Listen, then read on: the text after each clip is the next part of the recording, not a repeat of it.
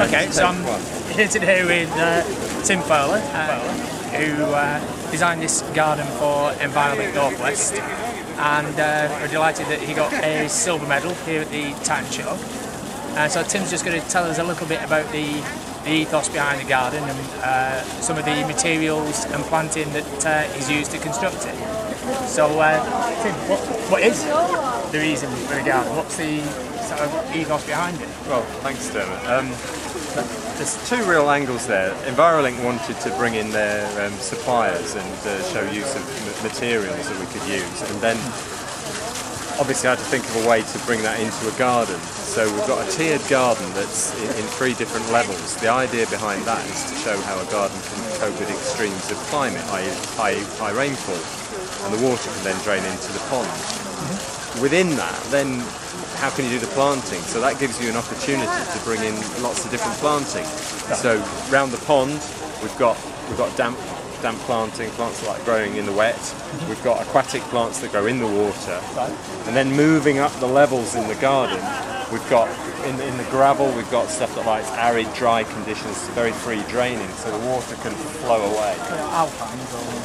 Yeah, well, there's herbs there and succulents, and we've got some sedums over there. So there's a big mix, but they'll like full sun and it's nice and dry. So any water that comes here can flow down into the pond and not get waterlogged.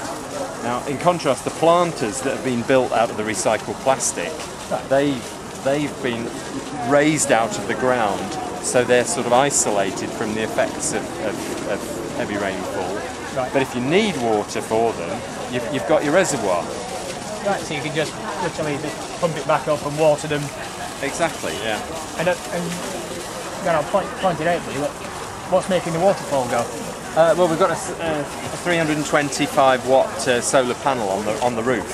Now, in theory, that could run the pump, but today here for the show, you don't know if it's going to rain or whatever, so we've got a normal mains supply. But in theory, you can run small, pumps for. No, to be fair, we're in Cheshire.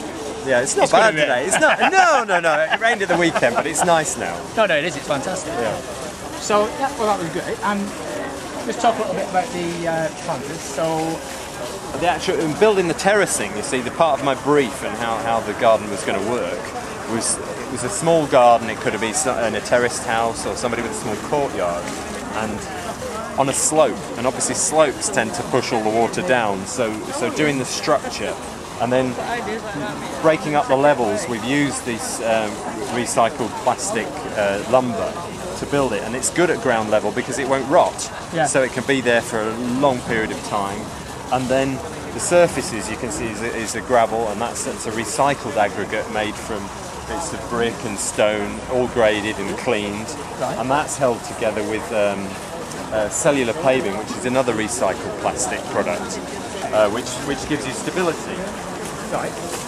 So instead of gravel where you sink in, this is nice and stable. And if you pull back the gravel, you can see the honeycomb structure underneath. Right, so that can be used for gardens or driveways? Yeah, driveways, garden paths, that sort of things. High wear areas, yes. Right. That's fantastic. Oh, I was just interested in how you got into this in the first place. What made you get into landscape gardening, creating gardens? Well, I've always been into planting and growing stuff from when I was 6. I mean, my maternal grandfather, he was really into gardening. He worked in the city in London, and he enjoyed his gardening at the weekends, and so I helped him when I used to go and stay there in the holidays. And then I've always been keen on growing things, and that's how I do my planting, because all my planting is how you could really grow things. So the combinations of things that will grow together, they might be a little bit more cramped, put together closer than they might be in a normal garden. But it's a show garden, so you've it's got a show garden. It's showing off, isn't it? Yeah, it is showing off. But they're real ways that you can plant plants, and they will grow, and people can take those ideas away with them. See, that's what I was saying to people. It's so much more natural being able to see things that are in my garden or in the parents' garden, and I've got some sort of, I can relate to it. Yeah. I can say, well, I know those petunias, I know those hydrangeas. We've got some of that grass in our garden, and it just makes it so much more, achievable. Yeah. I can imagine going away and creating a little bit of this heaven in my own place. Well, that's the idea, and the bit I suppose the skill I bring to it is showing you like ways of combining the different textures and colours and forms to make it interesting. So everyday plants you brought together in an exciting way. Yeah, and the fact that the materials you use, I love the. I think it's a bit ironic that you created a woodshed. Oh yeah, Everything is surrounded in recycled plastic. Yeah, that's great. But we were talking earlier as well about Tim in a past life, before he got sick of the hustle and bustle of commercial life. He used to sell valves to the chemical industry or petrochemical industry, and now he's using recycled plastic, which is saving lots and lots of oil and reducing the world's carbon footprint to create something as beautiful and natural looking as this today. Thanks, Tim. That's excellent. Yeah. All right, thank you very much. That's great.